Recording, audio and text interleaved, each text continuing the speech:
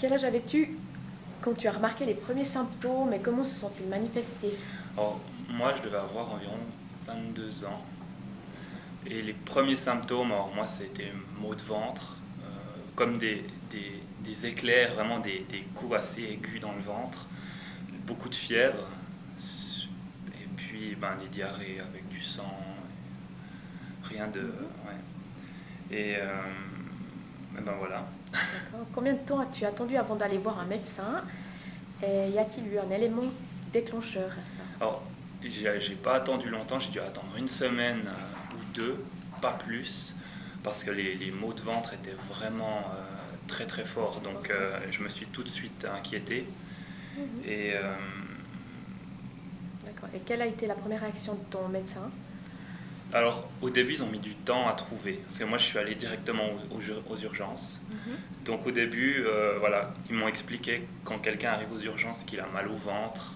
Il y a tellement de gens qui viennent aux urgences qui ont des maux de ventre que c'est parfois rien du tout. Alors ils m'ont dit que voilà, ça avait l'air d'être un peu coincé, toute la Mhm. digestion. Donc ils m'ont donné deux, trois choses, deux, trois médicaments pour aller aux toilettes.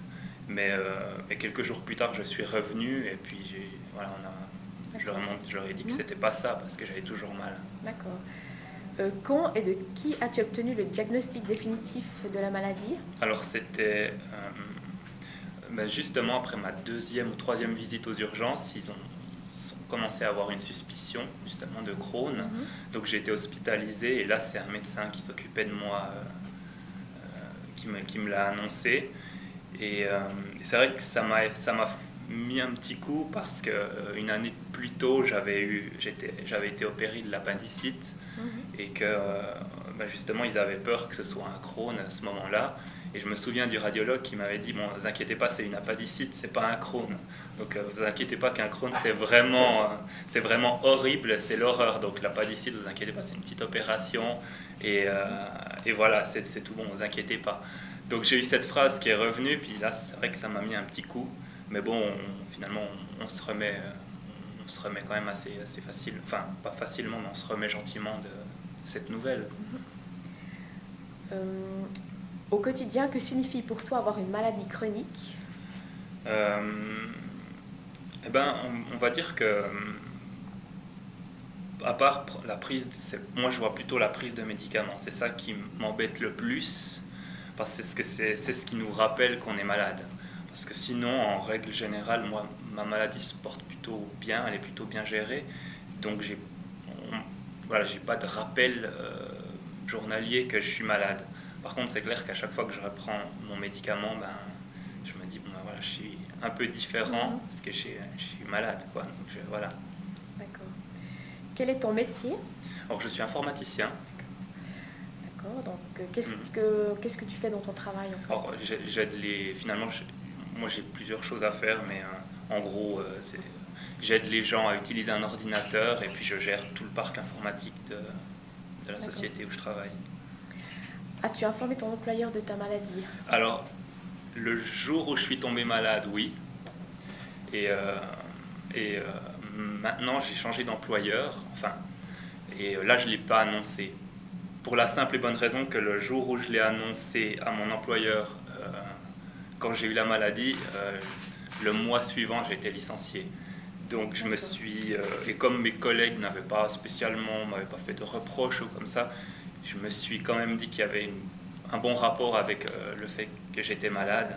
Et c'est vrai que quand on est employeur et qu'on recherche sur Google les images, on met Crohn, on voit des images pas forcément non plus jolies, donc ça peut aussi faire peur malgré le fait que c'est pas une réaction Mhm.